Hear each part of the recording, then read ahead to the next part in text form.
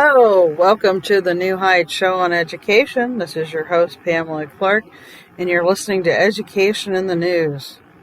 As usual, we have a lot of news stories to cover, so let's get right into it. This is from the Ohio Department of Education's news clips and state and local education news. The Cincinnati Enquirer asks the question, will summer learning programs survive once pandemic relief funds goes away? North College Hill is one of dozens of districts across the region using federal funds for extended learning programs that educators say benefit students academically and emotionally. Most believe kids will need several years of interventions to come back from the negative impacts of COVID-19. On top of the typical summer slide we've always seen in students, but when the money stops coming, will kids get what they need? Cincinnati Enquirer also reported that electric school buses, a way for districts to clean up diesel-powered fleets. The Clean School Bus program, funded with $5 billion from the Historic Infrastructure Investment and Jobs Act, will allow hundreds of school districts to begin the transition from dirty diesel-powered buses to zero-emissions electric ones. This is a huge step toward cleaning up the nation's iconic yellow school bus fleet. School districts and eligible contractors in Ohio and across the nation can apply now to Clean School Bus program to receive a rebate covering the cost of as many as 25 new electric school buses or the price differential between school buses and diesel buses. The rebate can be used to install electric bus charging infrastructure. The Columbus Dispatch reports that Jim Sattler resigns as Canal Winchester School Superintendent. Jim Sattler has resigned as Canal Winchester School Superintendent to become CEO of Ohio-based Meta Solutions effective August 1st. The district announced in a letter to families. Sattler notified the school board of his resignation June 24th. The letter stated, the board plans to meet during a special meeting in the near future regarding, quote, the best path forward for selecting the district's next superintendent, the letter stated. Canton Repository reports that Jackson students get out of this world experience with NASA Art Project. This is one classroom art project that is out of this world. Students in Lindsay Fuzzier's 4th grade class at Strasser Elementary School during the past year were asked to create artwork to adorn the outside of NASA satellite that will be launched into space. For more than a year, organizers and students had to keep the project under wraps as classrooms across the United States create the artwork for the first kids' art show in space.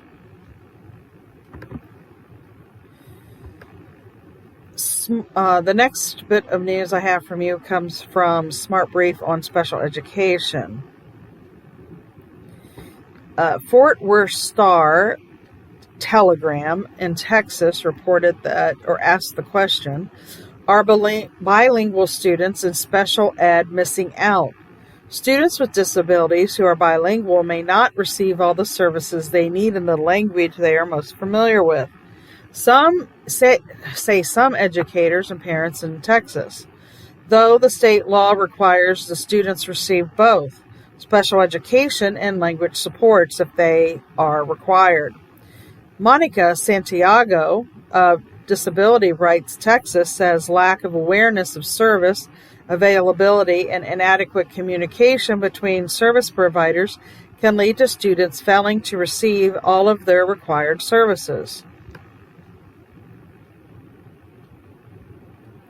Oregon Capital Chronicle in Salem reports that Oregon provides mental health training for educators. The Oregon Department of Education launched the Wellbeing Information and Strategies for Educators program to help educators support students experiencing mental health challenges. The free online training, part of a national program, includes guidance on identifying young people in need, teaching responsible decision-making, as well as strategies for de-escalation.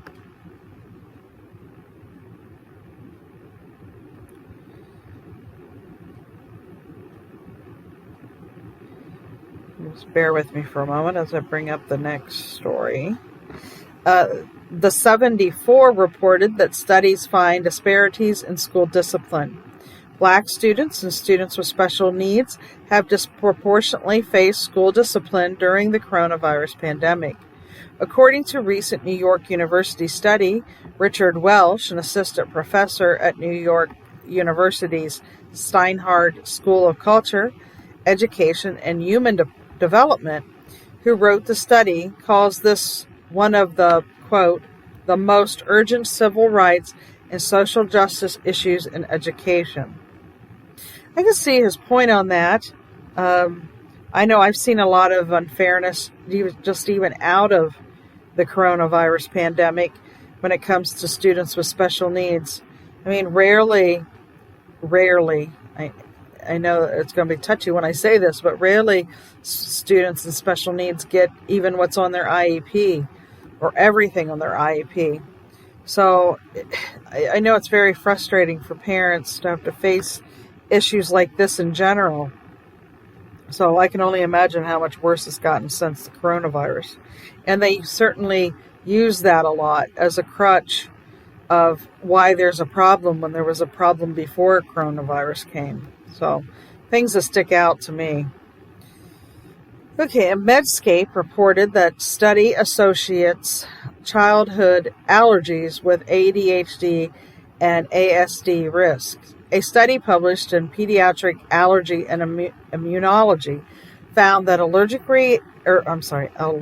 disorders in early childhood were associated with increased risk of developing attention deficit hyperactivity disorder, and to a lesser extent, autism spectrum disorder.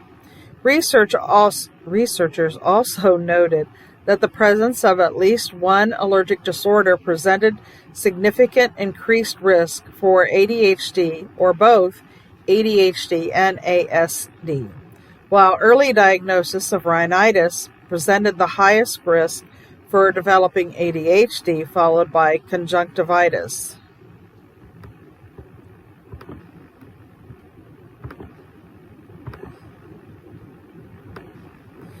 The next story I have from you is from Fee, and it is titled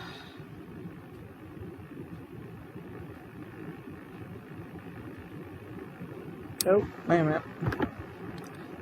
I thought that was the one I wanted. It was not. Let's go to this one. I do have some other Fee articles, but let me do some more news stories. This one's going to be from ASCD K-12 Leadership Smart Brief.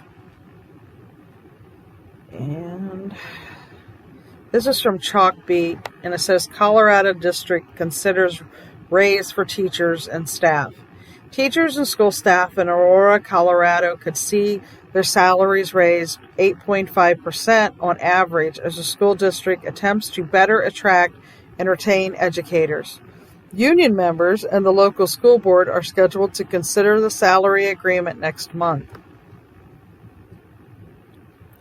K-12 Dive reports that a program is aimed at supporting men of color in classrooms.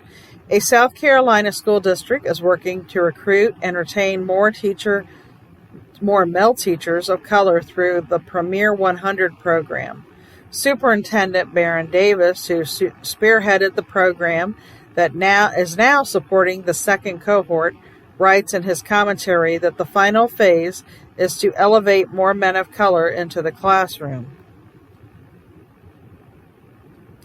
Chalkbeat in Philadelphia reports that students with visual impairments soar with support. In this question and answer, educator Sharita Jerkins discusses how, with the right support, students with visual impairments can excel and thrive academically. In addition to using assistive technology, Jerkins, who teaches students in grades 4 to 8 at the Overbrook Educational Center in Philadelphia, says she helps students connect with lessons through art and music. Education Week report asks the question, what are the effects of chronic absenteeism in schools? Chronic absenteeism among students and staff has increased at many public schools since the beginning of the pandemic in 2019-2020 school year. Federal data shows, besides issues of missed lessons and overworked school staff, absenteeism can damage the relationship between students and educators, says Hetty Chang of nonprofit Attendance Works. Yeah, I would say that's the least of it, right? Oh, anyways, EdSource reports that school educates supports students with serious illnesses. The Marie Wattis School within the University of California at San Francisco Benioff Children's Hospital offer a full-service education for students who require care for conditions including cystic fibrosis and cancer. It even holds a prom. The school provides stability and continuity for students during an otherwise tumultuous period in their lives, says school head Julie Pullman. That's nice. What do you think of that? I'd love to hear from you. Share your comments with us.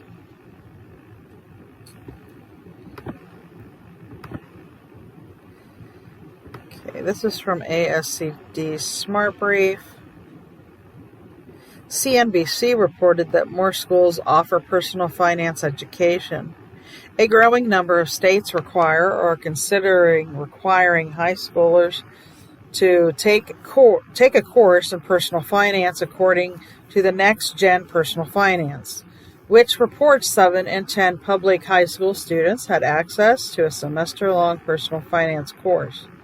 In the 2020-2021 school year, students enrolled in such a course at a California high school learn about budgeting and careers, debt, investing, and saving.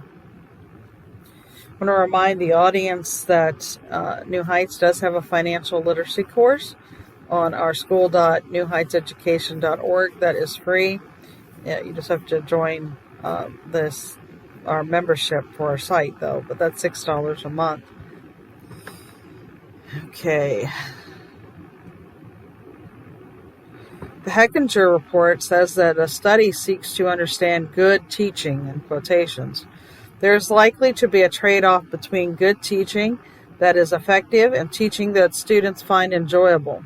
According to an analysis by researchers of the University of Maryland and Harvard University, the researchers studied students' math test scores and teacher evaluations and found that teachers who were better at raising scores received lower evaluations and vice versa. I could have told them that a long time ago.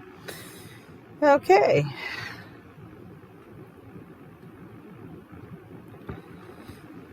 Okay, let's see. I think this is a repeat. Boy, a lot of repeats in this one. Okay, Higher Ed Dive reports that a college board quietly changes AP data it publishes. The College Board used to publish a state-by-state breakdown of students' advanced placement scores, which included demographic data. However, it appears that the College Board has quietly discontinued the practice of releasing demographic information and has scrubbed all such data from its archives, but it still posts other AP data.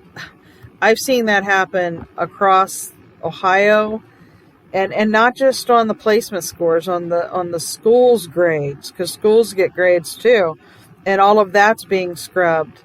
I'm pretty sure in all states, but I know for sure in Ohio I've seen it. So it's really fishy. I mean, they can blame it on the pandemic, but they're happy to do it.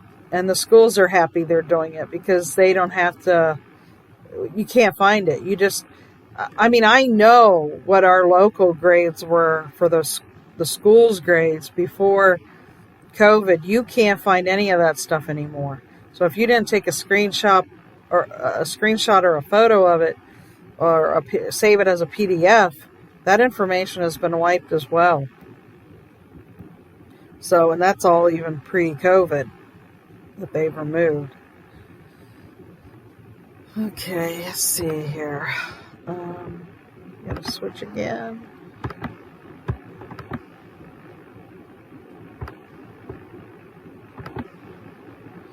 Okay, this is from Candid, from Philanthropy News Digest. It says David Runyon awards $4.2 million to top cancer research investigators. The 2022 cohort of 5 early career physician scientists receive $600,000 each over 3 years, and 3 scientists will receive continuation grants of $400,000 each over 2 years to support patient-oriented clinical research that is critical to finding cures of cancer. And moving to Miami, Griffin makes a $130 million parting gift to Chicago. After decades in the Windy City and $600 million in giving, the billionaire founder and CEO of Citadel Hedge Fund has made gifts to 40 major institutions representing the fabric of Chicago as he prepares to move his family and business to Miami. We're going to have to take a quick commercial break, and I'm going to be right back. Stay tuned. Hello, listeners. If you're enjoying the New Heights show on education and want to support or donate to our organization, please visit www.newheightseducation.org. And while you're there, check out our online store.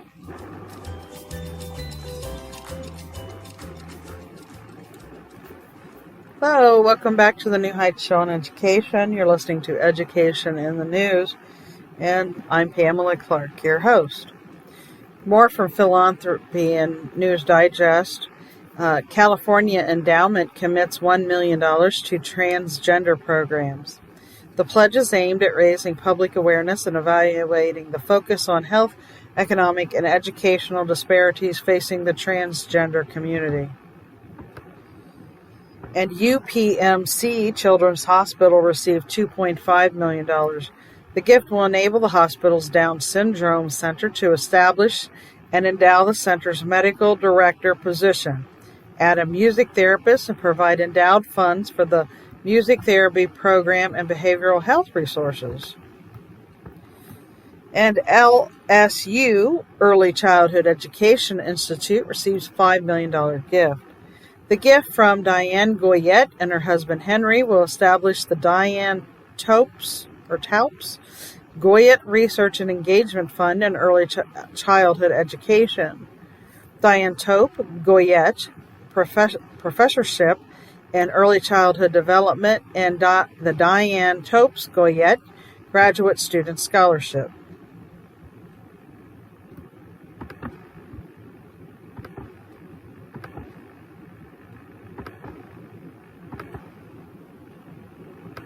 Bear with me.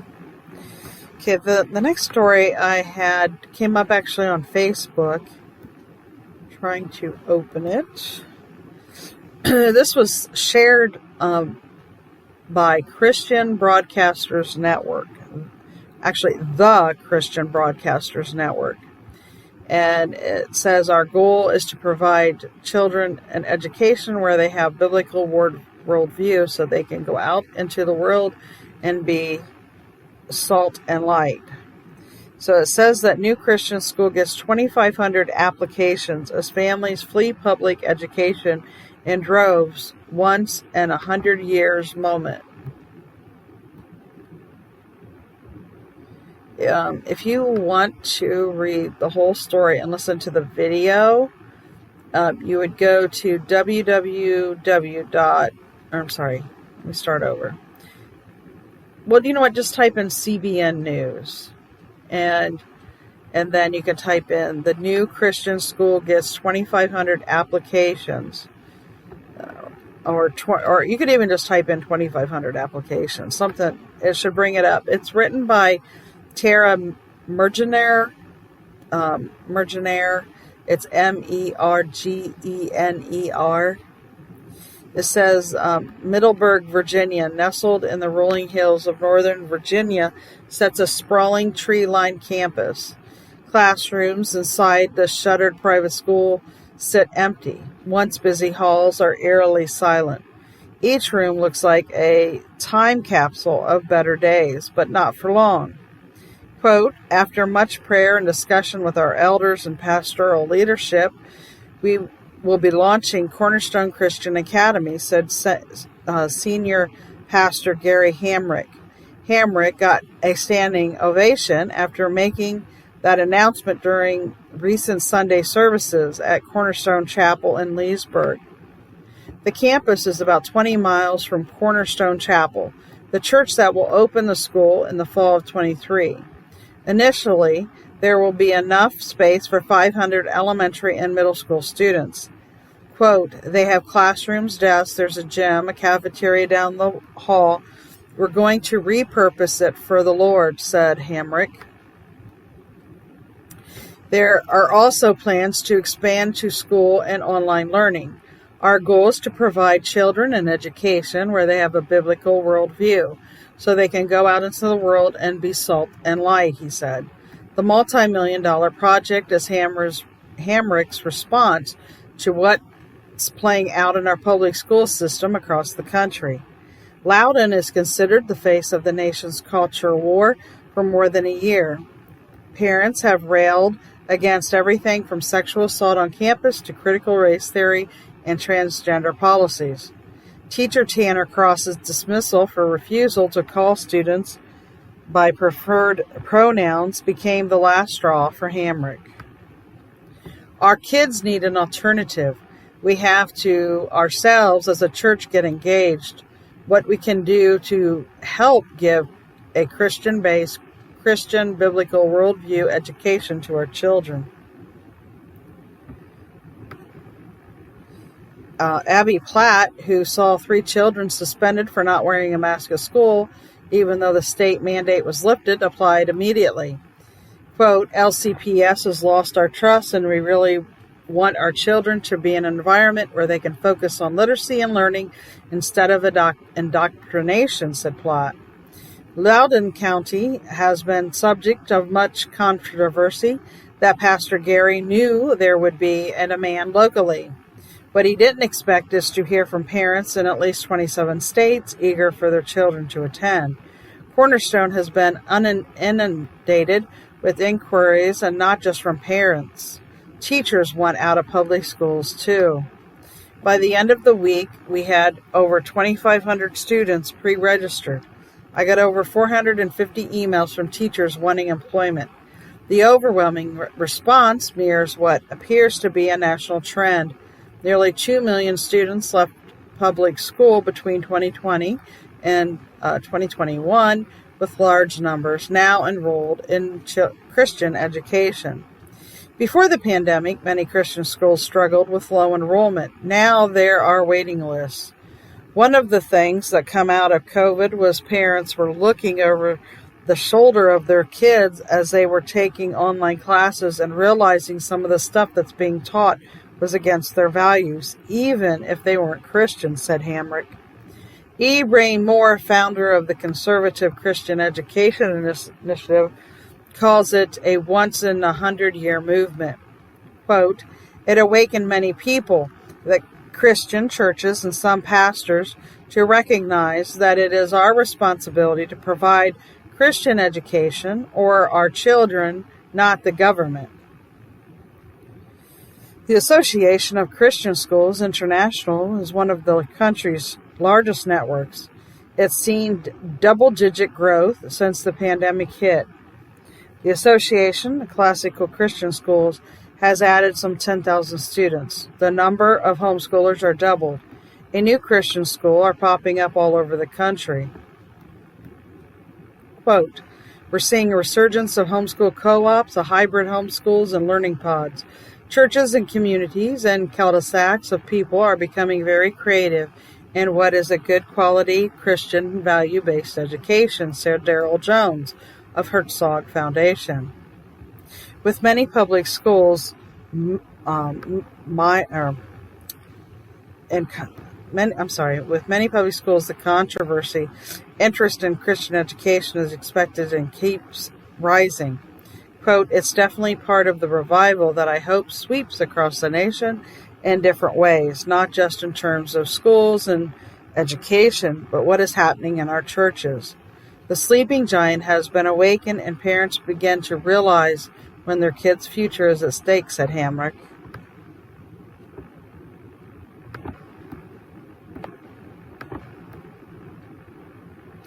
I'm going to share that. Let's see. I want to share it on the New Heights Facebook group. I'm going to share it in there, and then probably in some of our subgroups, like our homeschool group and charter school and traditional school group. Just FYI, you can find it on Facebook.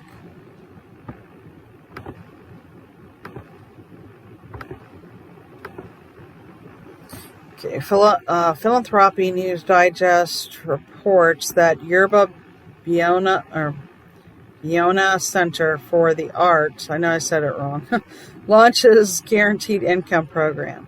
Convened by YBCA and led by 6 San Francisco arts and culture organizations dedicated to economic justice, CCCGI will implement an 18-month $1.3 million guaranteed income program focused at San Francisco artists.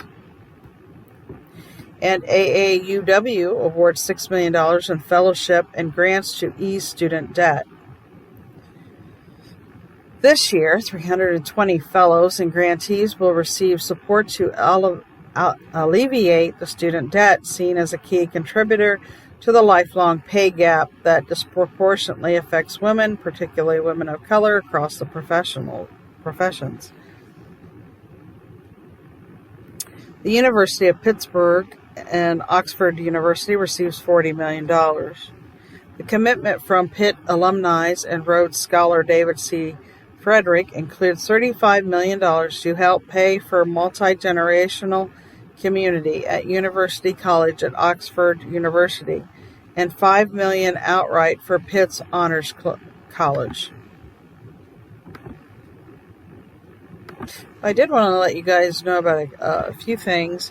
I am personally speaking for HACOA Tuesday, July 12th, 6 p.m. It's pre-recorded, but I'll be talking about the world of education. What's out there for families to participate in and to learn about. So from courses to just about anything to do with education. So you may want to look that up.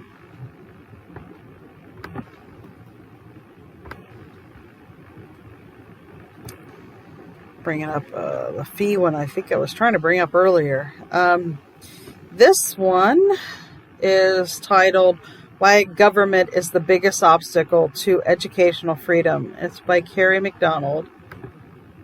And hold on, I'm opening it all the way.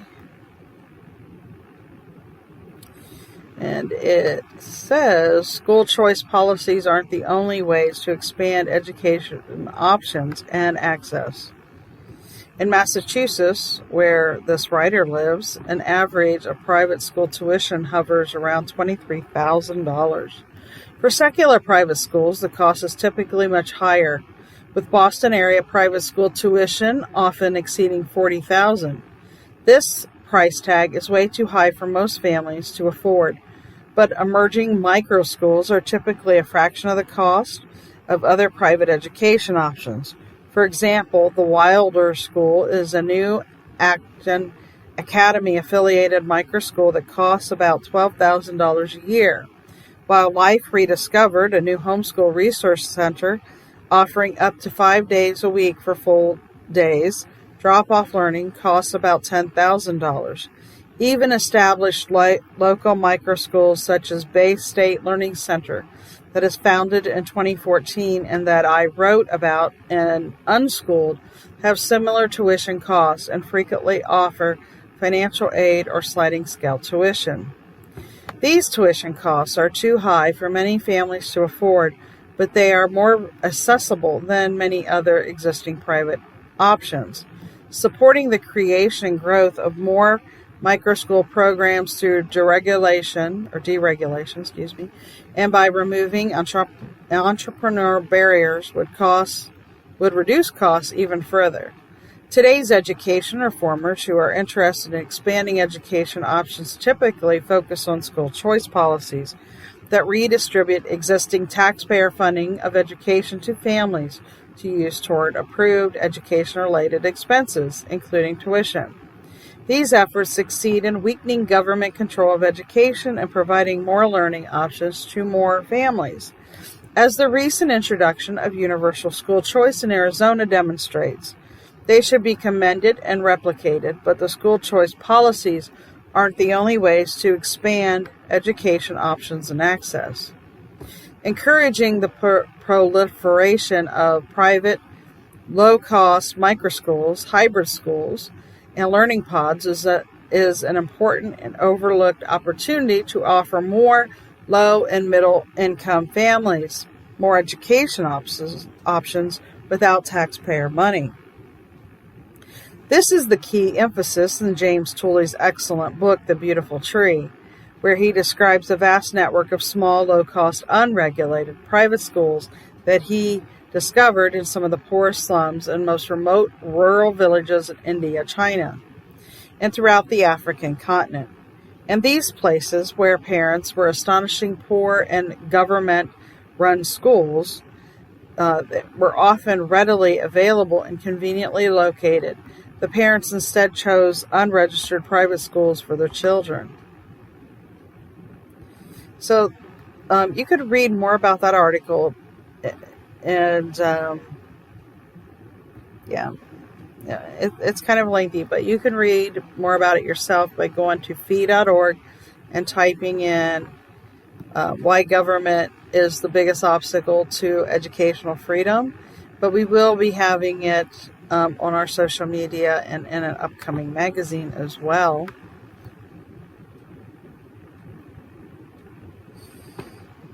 Okay, just a moment. So the next one I have for you is from FIA as well. It says, new Harvard study. Homeschoolers turn out happy, well-adjusted, and engaged. You believe Harvard said that? Well, they did. Actually, this is from November 17, 2021, but it's being recirculated. It was written by Carrie McDonald. And it says researchers at Harvard University just released findings from the new study showing positive outcomes for homeschool students. Writing the Wall Street Journal last week, Brendan Case and Ying Chen of Harvard Human Flourishing Program concluded that the public school students were less forgiving and less apt to volunteer or attend religious services than their homeschooled peers.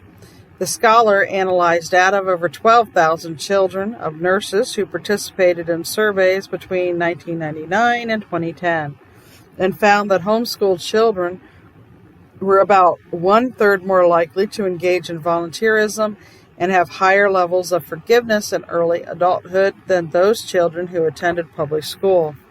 Homeschooled children were also more likely to attend religious services in adulthood than children educated in public schools, which the researchers noted to be correlated with, quote, lower risks of alcohol and drug abuse, depression, and suicide. You can read all about it, again, by going to fee.org and typing in the title. Just type in New Harvard Study. And but again, it's from November 17, 2021, so it's older, but still relevant, I think. So you can check that out. And you can always send us your thoughts and comments. Okay. We have some repeats here. All right. WMUR TV in Manchester, New Hampshire, says that New Hampshire to start teaching genocide and Holocaust history. New Hampshire will begin a program in schools throughout the state this fall that will teach middle school or above students about genocide and the Holocaust. Governor Chris Sununu signed a bill in 2010 that created the commission to figure out how best to teach the topics, and in May of this year, the school board reviewed the commission's findings. WSET-TV in Lynchburg, Virginia says that a Virginia district is to share digital maps for emergencies. A Virginia school district is preparing digital building maps that can be sent to phones and computers of law enforcement and other first responders in the event of an emergency, including active shooters. The maps are expected to include building floor plans and high-resolution imagery.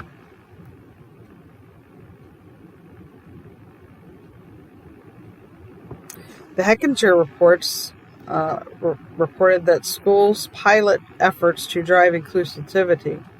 A group of school districts are piloting 4 projects aimed at supporting inclusive innovation through the Digital Promise League of Innovation Schools Center for Inclusive Innovation. One pilot program aimed at improving secondary reading and writing in districts in Texas and Arizona is nearly complete.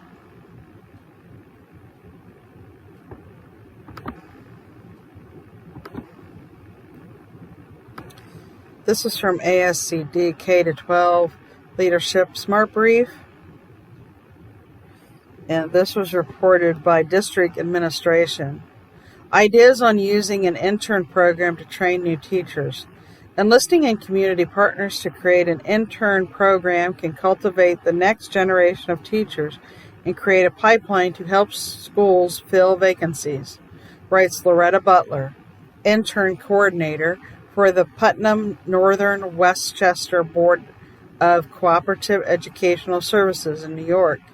Butler describes a program that places graduate students in classrooms as interns, where they get on-the-job training and create relationships with local schools.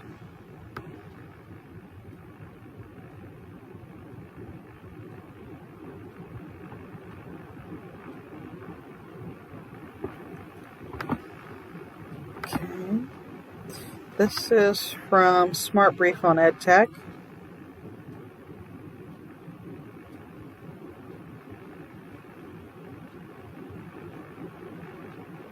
The journal reports that tips to establish space for esports in schools.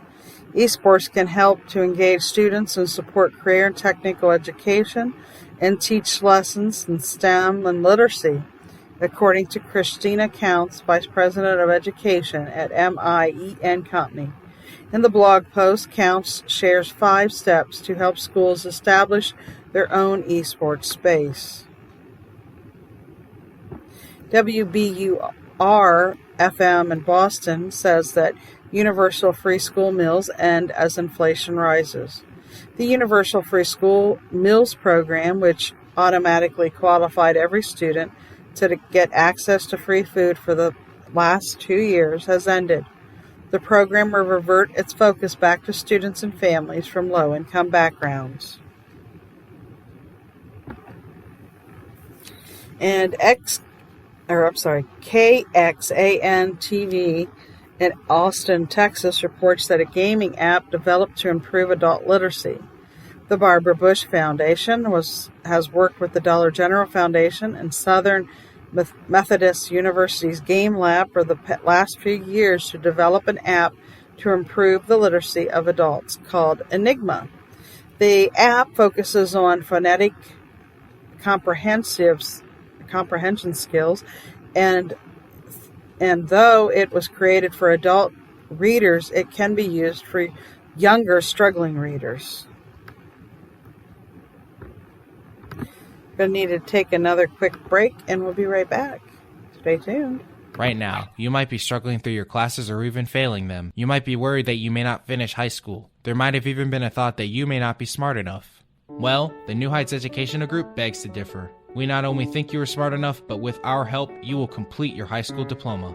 The New Heights Educational Group strives to improve your academic success through its tutoring services.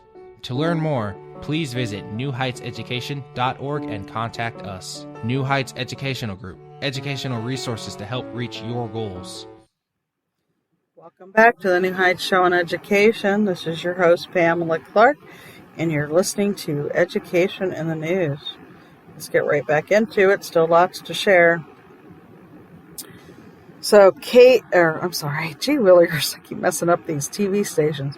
WDAM TV in Hattiesburg, Mississippi reports that program aimed at smoothing transition to 7th grade. Students may be nervous about making the move to a new school in 7th grade, but the Hedges Around Youth program is aimed at alleviating those worries for some students in Mississippi. The free program, created by educator Dorothy Hamilton of East Jasper School District, is designed to prepare students for the more rigorous curriculum and give them a safe space to ask questions about their new school. And WRTV in Indianapolis reports that Indiana program helps students put behind by e-learning. Marion County hopes to help students who struggled with e-learning catch up with the Indy Summer Learning Labs. The Indiana Summer program focuses on English and math, features physical education activities like STEM labs and free meals, and tracks students' progress with assessments at the start and end.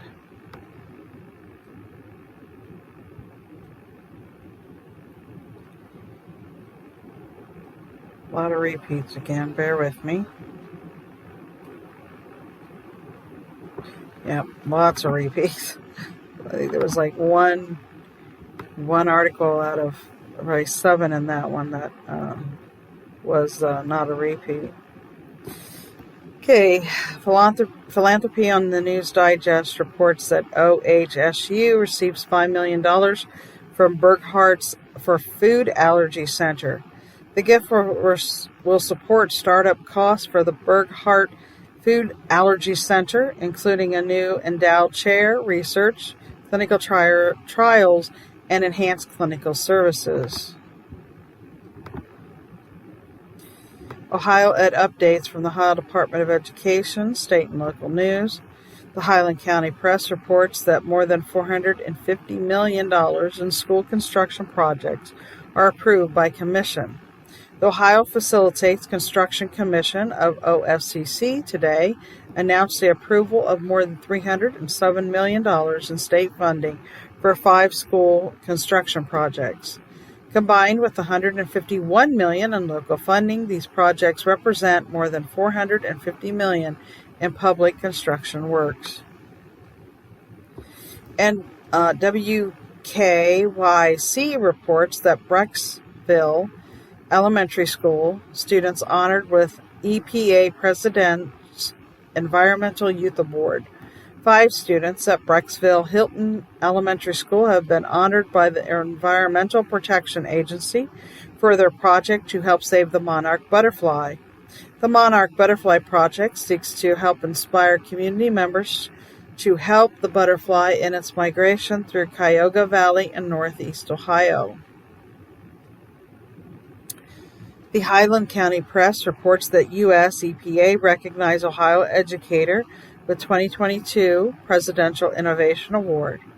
The U.S. Environmental Protection Agency, in partnership with the White House Council on Environmental Quality, was awarded the Presidential Innovation Award for Environmental Educators to Amy Boros, a teacher at the Hall Prairie Intermediate School of Perrysburg, Ohio. WDTN reports that DPS test scores recover from the pandemic learning gap. The latest data and preliminary Ohio State test results indicate that Dayton Public School District is returning to pre-pandemic academic achievement levels. The most notable test scores increases can be seen in kindergarten through 3rd grade, which is a result of academic recovery efforts implemented through the 2021-2022 school year, according to a release. And the Business Journal Daily reports that camp empowers girls to join STEM careers. Interest in math and science wanes as girls hit middle school, but local STEAM organizations are stepping up to keep that from happening to local students. The YWCA in Mahoning Valley teamed up with the Oh Wow, the Roger and Gloria Jones Children's Center for Science and Technology. The Mahoning Valley Manufacturers Coalition and the Vista AST's Invent to Make program for the Y Girls STEAM Ahead Camp. Columbus Dispatch reports that Canal Winchester Schools Assistant Superintendent Kaya Hunt poised to succeed Jim Sotler. The Canal Winchester School announced July 7th the board has a preferred candidate to succeed Superintendent Jim Sotler, who is resigning effective August 1st. We were talking about him at the beginning of the show today.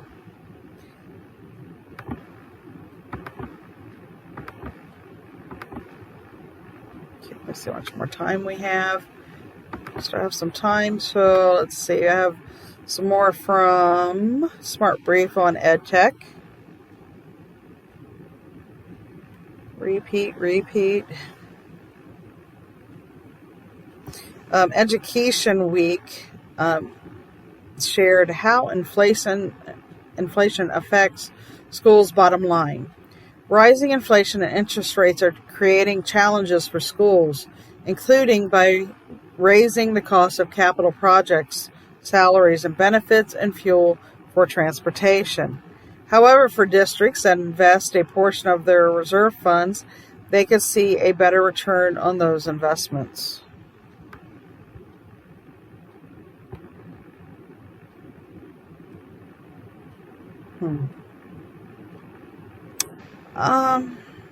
Okay, yeah, I'm going to skip a few here.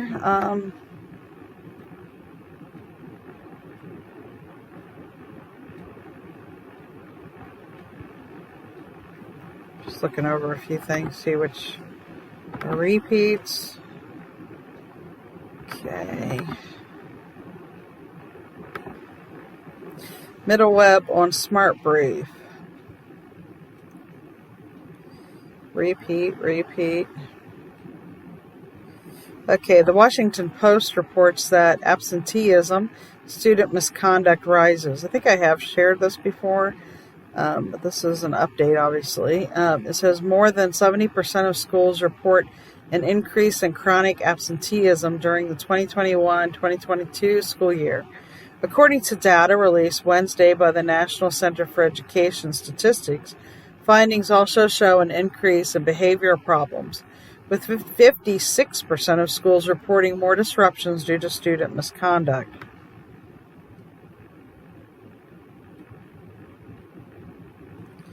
Yeah, a lot of repeats again.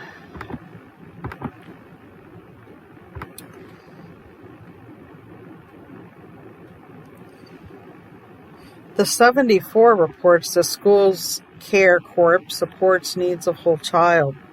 Rocket Ship Public Schools in California, as a network of public schools, launched a Care Corp during the coronavirus pandemic as an extension of its community schooling model, which supports the whole child and their family on and off campus. In this commentary, Marcela Gallero, executive director, uses the Care Corps as an example of the transformative nature of community schools. And WMUR-TV in Manchester, New Hampshire. Oh, we already read that. That is the announcement about genocide and Holocaust history being taught there.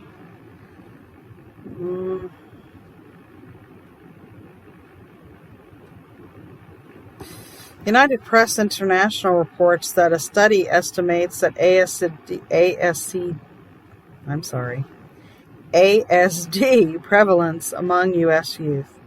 Researchers estimated the prevalence of autism spectrum disorder among children and adolescents in the U.S. to be 3.14% in 2019 and 2020 overall, suggesting that the rate was higher than reports from previous years. Based on 12,554 children and adolescents ages 3 to 17%. The findings, published in JAMA Pediatrics, also showed that the prevalence of ASD was higher in boys and those from low-income families. That reminds me of something that I received the other day. I haven't had time to check it out, but I trust the person that shared it. Shared that since COVID has happened, that there's new reports of autism spectrum disorder, and they believe that it was linked to the vaccines, and it almost doubled the numbers from before the vaccines were given. Again, I have not checked that out, but I do know that it's circulating, and I trust the person that shared it. It's certainly something to be considered and to be looked up if you have time to do that, or if I come across more information, I'll share it on a future episode. But yeah, very interesting thought that I wanted to share with you. Politico reports that New York City mayor retains authority over the city's schools. Just minutes before the authority of New York City's mayor to control the city's school system expired, the New York governor, Kathy Hochul, signed into law a bill that extended the power for 2 years. Hochul didn't sign a bill phasing in class size reductions over 5 years. Well, they need a place for all of the new people to go, don't they?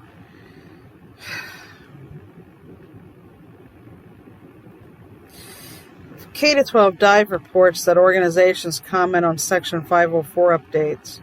The U.S. Education Department's Office for Civil Rights is preparing to update regulations in Section 504, the Rehabilitation Act of 1973. The department asked for public comment, which included a letter from 36 organizations, including disability rights advocates, school administrators, who are seeking better alignment between Section 504 of the Rehabilitation Act of 1973 and the Individuals with Disabilities Education Act to protect the rights of students with disabilities. And AgriPulse reports that USDA directs almost $1 billion for U.S.-produced food for schools.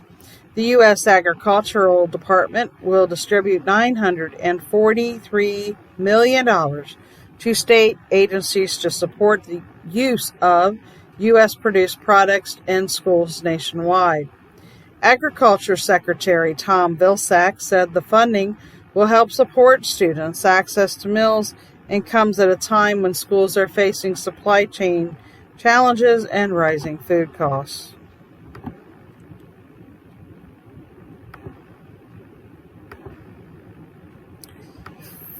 Philanthropy News Digest reports that a new global corporation in response to Ukraine war.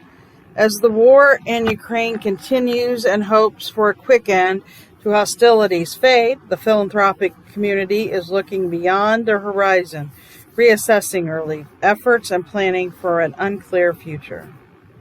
And the USC alumni commits $15 million to university's history department. The gift will endow 3 faculty chairs, establish a faculty research fund, and create a graduate student fellowship, and name the department after the Van Hoonick family. Social Finance starts partnership with Clinical Research Fast Track. The Career Impact Bond is designed to help people facing barriers to employment, including immigrants and refugees with impressive medical or science degrees earned outside the U.S., find careers within the growing clinical research industry.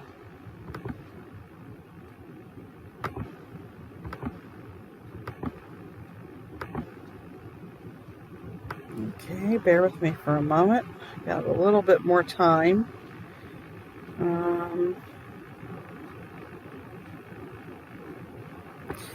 This is from Fee, and it was written by Brett Cooper. It says, alumni organizations are pushing back on woke campuses and battle for free speech.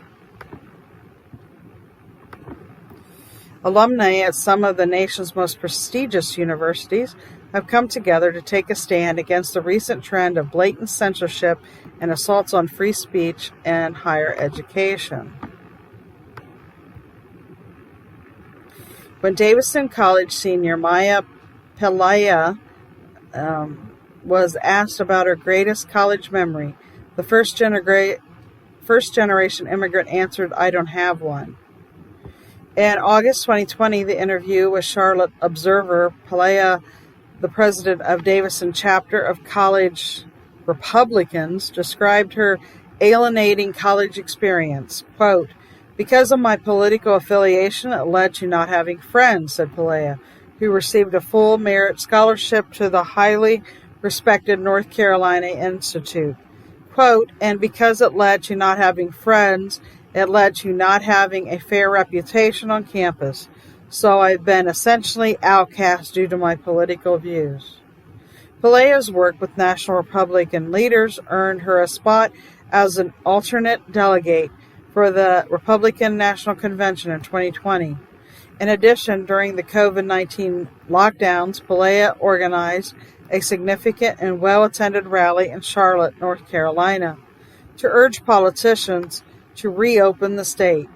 Though she was proud of her work, Pamela's efforts were met with hostility from students and professors at Davidson's campus. Multiple hit pieces were written about Pamela, published in the school's widely respected newspaper, the Davidsonian. One classmate wrote that Pamela and other reopened protesters believe that individual lives, particularly those who are black, brown, and disabled or fat, or low income, are expendable for the sake of America's oppressive capitalist machine. An ironic statement considering that Pamela herself is a first-generation minority.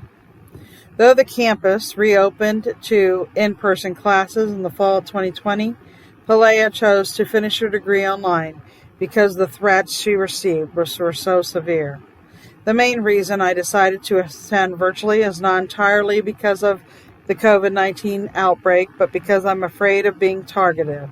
If students have written these articles about me in the few months of being off campus, says Pamela, imagine what they will do to me on campus when they see my face and see me walking around. Pamela is not the only free-thinking student who has faced harsh discrimination at the national ranked liberal arts college. And when the Davidson administration refused to step in and actively support the students, concerned members of the Davidson alumni community began to take note. The iLiberal track record through the small and prestigious college has produced a United States President, Woodrow Wilson, multiple senators, a North Carolina governor, and 23 Rhodes Scholars. Davidson College has recently garnered a dismal rating for free speech. FIRE, the Foundation for Individual Rights in Education, has labeled the school a red light institution, indicating that its campus policies and practices substantially inhibit free speech. The organization has given the school the lowest ranking in its measurement system for failing to institute safeguards for openness and inclusivity. In response to FIRE's negative rating and to the experiences of outspoken students like Pamela, a small group of Davidson College alumni formed the Davidsons for Freedom of Thought and Discourse. Upon their creation, this alumni group began using their resources and sway to bring intellectual diversity back to the campus. And they are not alone in this cause. You can read more about that on FEE. So we're running out of time, but just type in alumni organizations are pushing back on woke campuses and battle for free speech. How sad is that? What are your thoughts? I think every student has the right to speak their mind and should be protected. Every single one of them, especially with the amount of money that families, I know that she got a scholarship or a full ride, but still, somebody paid for that. She should still be protected, and they should have stopped those those articles from being published. That is absolutely ridiculous. I feel very sorry for her. That is not right for a young person to have to face something like that. So, I appreciate you listening to my show today. I want to remind you of my show airs on Wednesdays by 6 p.m. Eastern Standard Time. And our Civil Rights Show with Barbara Boland airs on Sundays by 5 p.m. Eastern Standard Time. Thank you, and until next time.